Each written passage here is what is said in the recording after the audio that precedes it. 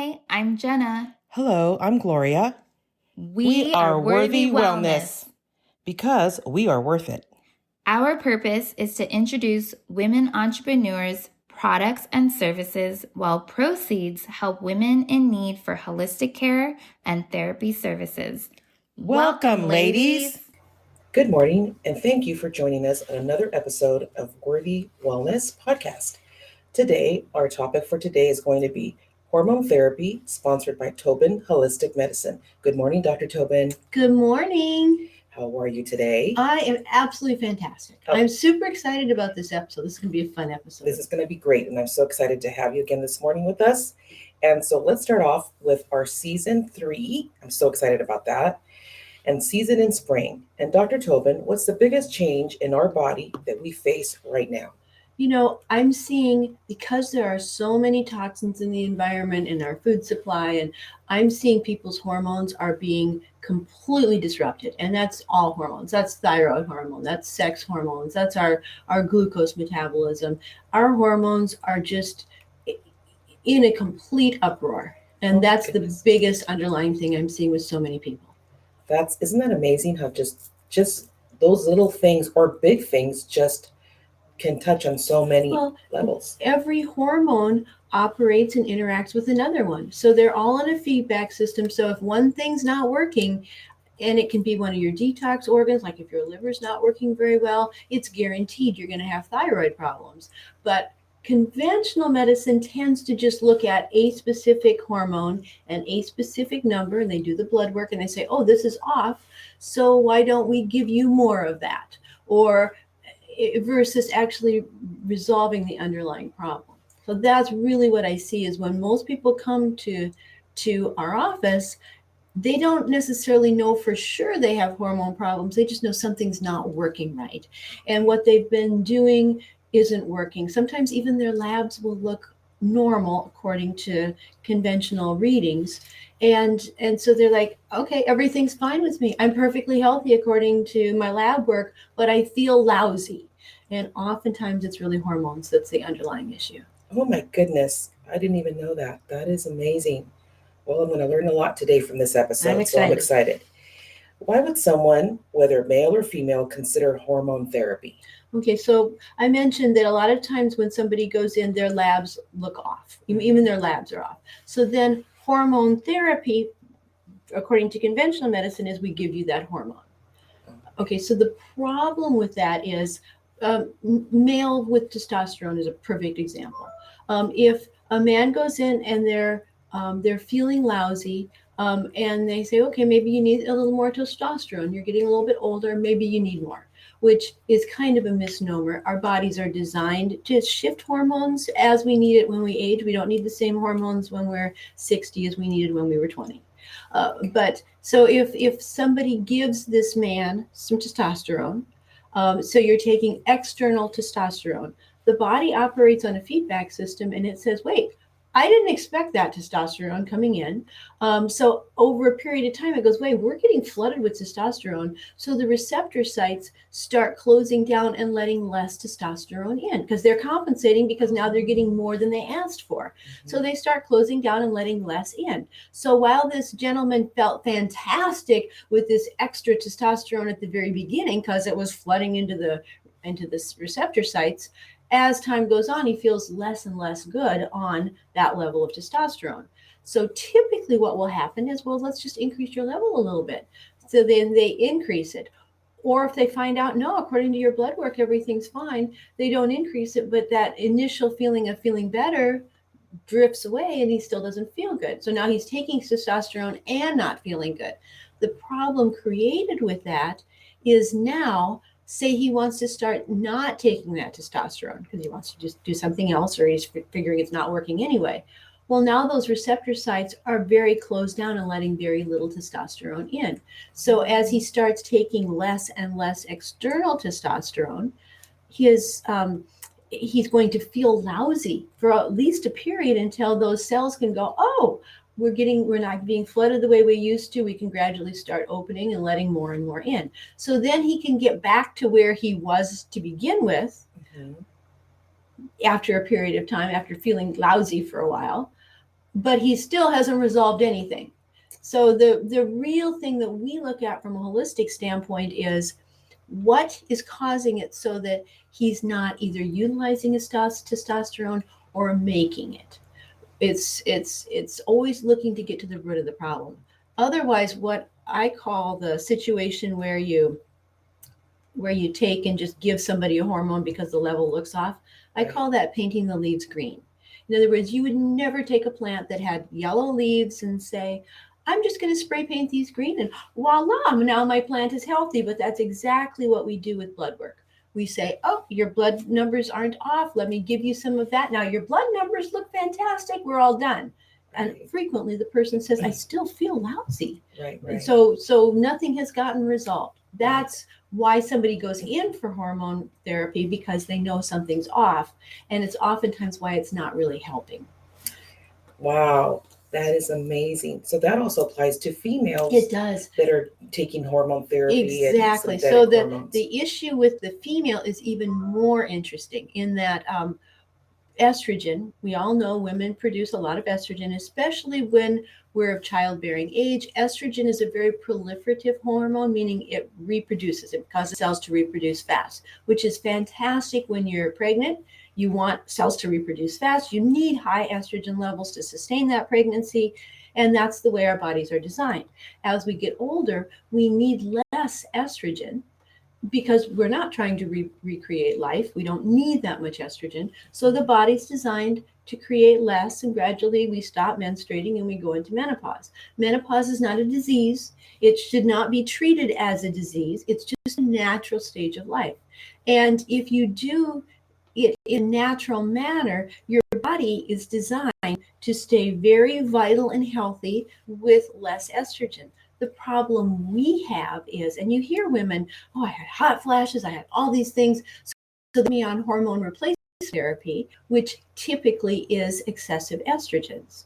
Well, the problem, because I mentioned estrogen is a proliferative hormone, that's cancer causing. Also, it causes all cells to reproduce. So there's a very high link between estrogen replacement therapy and the cancer dominant, the hormone dominant cancers, things like breast cancer, uterine cancer, some of those types of things. So we don't love to put women on hormone replacement, but kind of an MD is kind of in a quandary. This is what I have to give you to stop your hot flashes, but yes, it could potentially be cancer causing.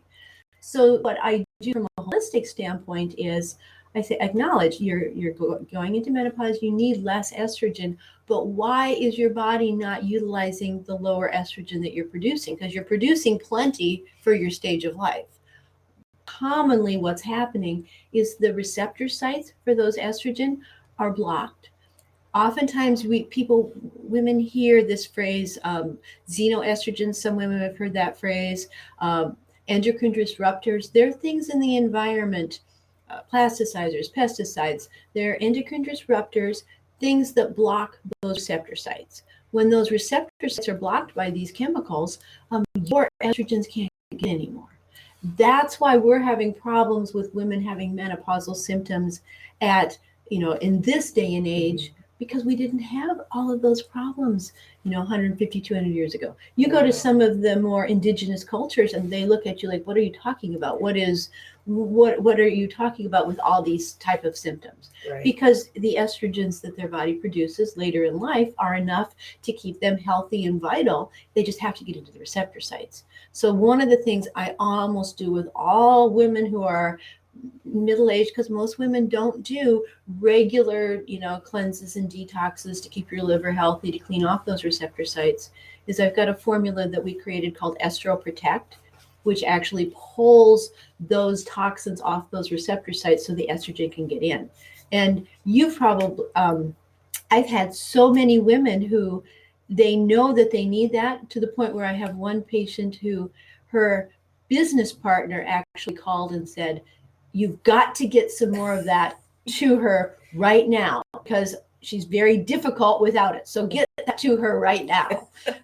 I have to say, because I do work in your office, and I have to let everyone know, we cannot keep it on the shelves. We just cannot. I have women calling, coming in, buying 1 or 2 or 3 bottles at a time. Some will even send their husbands to get it. Gladly, the husbands come in and purchase it, but it's something and I'm taking it and I love it. Dr. Tobin put me on that for my hot flashes. And interesting enough, I've had a full hysterectomy, TMI, but but it's helped me. It's helped me a lot. So I highly recommend it. I mean, for all those that are listening, you have to come see Dr. Tobin so she can see you. You're having those kind of hormonal issues, menopausal issues, premenopause, postmenopause, and she will be great for you to see, have a consultation. I highly, highly recommend it. So, Dr. Tobin, how do people request hormone tests, and what are the markers that you look for? It depends on what's going on with them. Okay. And what I request is always very individualized depending on what's going on with them. But I do say there are some fantastic endocrinologists out there that will do a lot of lab work, but there are also ones that are very restricted by whatever medical model they're in, whether it's an HMO or something like that. Sometimes it's the insurance company that's telling them what they can run. So, like, for example, it's very common with thyroid. Somebody will go into their doctor and say, I think there's something going on with my thyroid. And the doctor said, oh, I'll run your TSH. And, oh, no, your TSH is fine, done. Like, case closed, don't ask me about it again, even though the person still doesn't feel well. Well, TSH is just that thyroid stimulating hormone. It's just one marker. And it's also very often misread because the lab range includes people who've come in to have testing done that are on thyroid hormone. So in often cases, lab range is actually created by the lab. They create a little bell curve and they throw out the upper and lower portion and they say, this is now our lab range. And so that skews the results. So what looks like an in-range TSH is not necessarily a functional TSH, it's just in lab range. So I actually always want to see what their real numbers are. And frequently the lab range may be, say, 0.5 to 5.4, whatever, something like that. And they may be coming in with a 0.8, 0.9, and they're in lab range.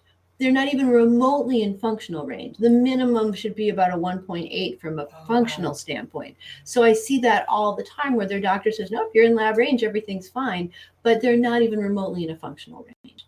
So I want to see what that number really is. And then also, I'll also check for T3 and T4, and then free T3, free T4, and then reverse T3. And sometimes if I'm suspecting it's an autoimmune thing, check for the antibodies. So, for example, that was thyroid hormone. When I'm working with women, we'll check oftentimes with saliva versus blood work to check for their hormones. And the reason being, women, even as we get into menopause age, our hormones still cycle.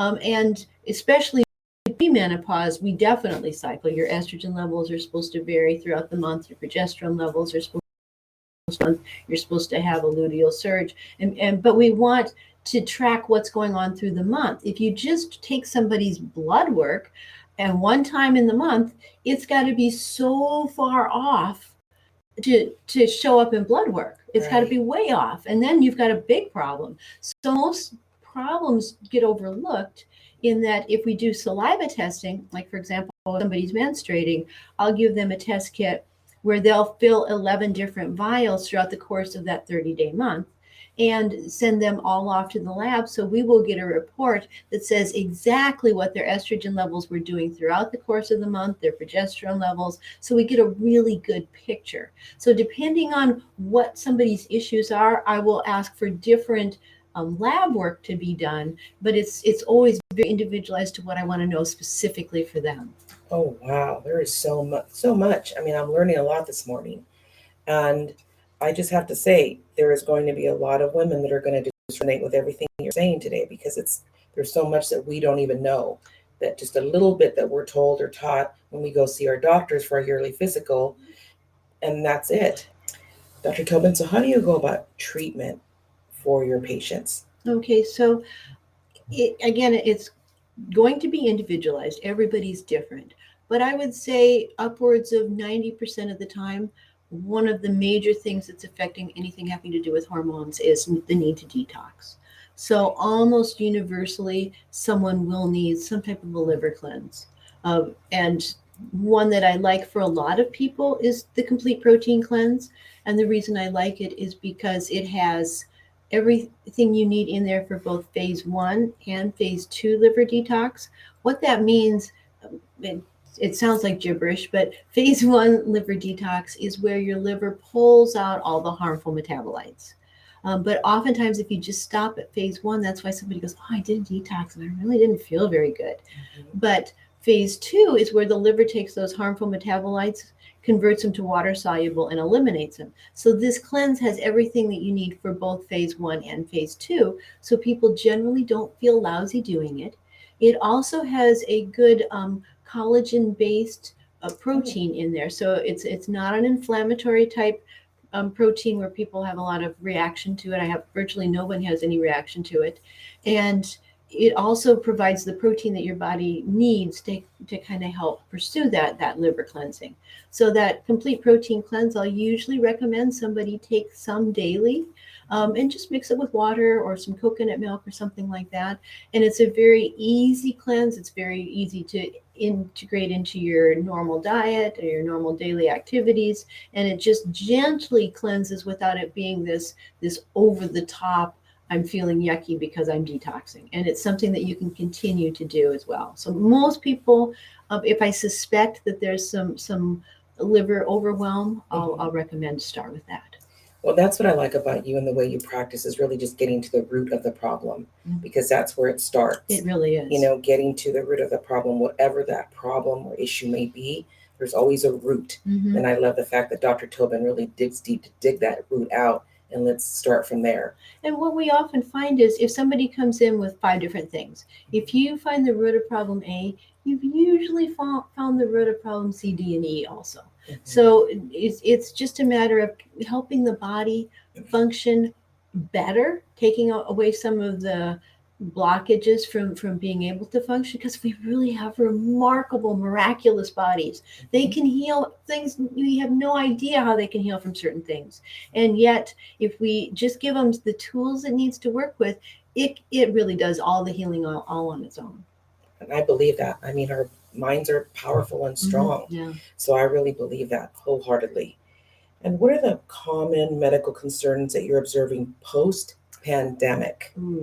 We've experienced social isolation, staying home, vaccines, now transitioning back into school and work and shared environments. I know this is a very big topic. Well, one of the things that's kind of interesting, post-pandemic, there were people that had COVID and other things where they're still having residual, sometimes it's called long haul COVID, but some residual breathing things from that. But what I'm seeing a lot of are people with circulatory problems. And I'm thinking it could have been from having COVID, but also sometimes I think it's just from the vaccines, where it did something in a lot of people's system where it clogged up the blood flow. So it's people who did not have any high blood pressure before suddenly have high blood pressure and are on high blood pressure medications. Excuse me. And they comment, I never had high blood pressure before, and I'm and these aren't young people. These are people in their 60s and 70s that didn't have it before and then suddenly did. So they're like, that was the point where the blood pressure went up. People that had maybe no symptoms or knew that they had something going on, stroke type things, cardiovascular type things, those things really seem like they're on the uprise. So we really work to kind of do some things to kind of help detox the body, whether it's from the vaccine or what have you, to just kind of detox from that, and certain protocols for that. Regardless of where this is coming from, we're seeing a lot more issues where people are their underlying problem is that their circulatory system is not working the same as it used to. Well, here we go. I mean, that's going to be another long topic. And we have no idea of what the potential fallout is from all this, when it was kind of an experimental vaccine, and we have no long-term studies on it. So we are the long-term study. Right, exactly. And that's where I believe holistic medicine is really going to play a very big part in that, in healing people from that, from so many issues. And like I tell our listeners, your mind is powerful. You can heal yourself, but it's also a blessing to be able to connect with a holistic practitioner that can assist you in doing that. I'm a very big believer in that. Dr. Tobin, is there anything else you'd like to touch on before ending our episode today? Just for people to not give up hope. Oftentimes I see people and they are just, they can be in tears in my office because they've gone through so much there and they're not seeing results. They don't even know if the results are really out there for them. And I would just tell people, do not give up hope. If your body's giving you a symptom, it's giving you a symptom for a reason.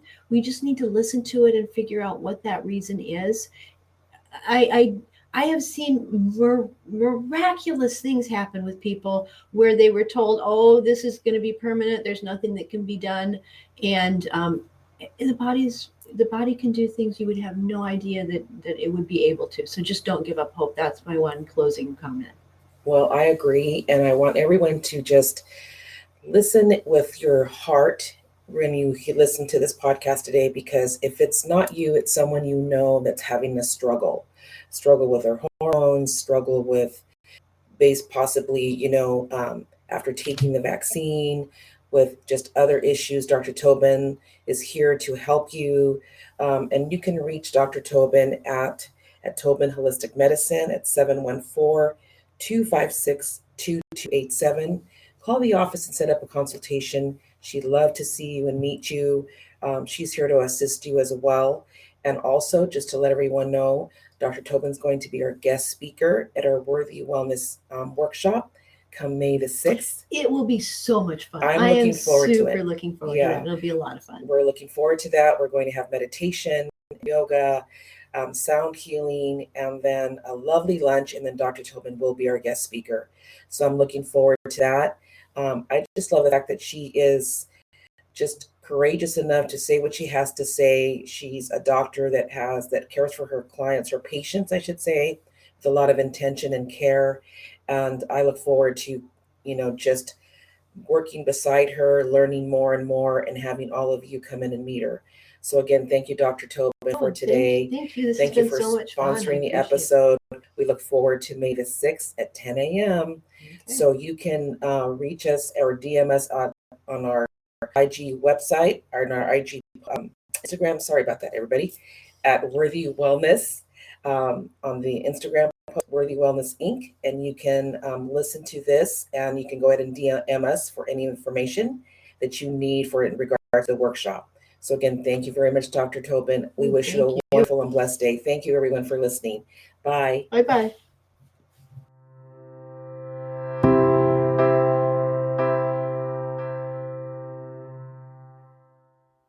If you're also a woman entrepreneur to support our cause and would like to be considered on this podcast, please reach out to us. We would love to connect. We see you.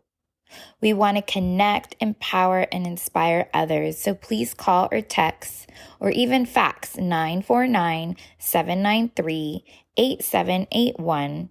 Or our Instagram is Worthy Wellness Inc., like INC. Hope to hear from you, and thank you for listening.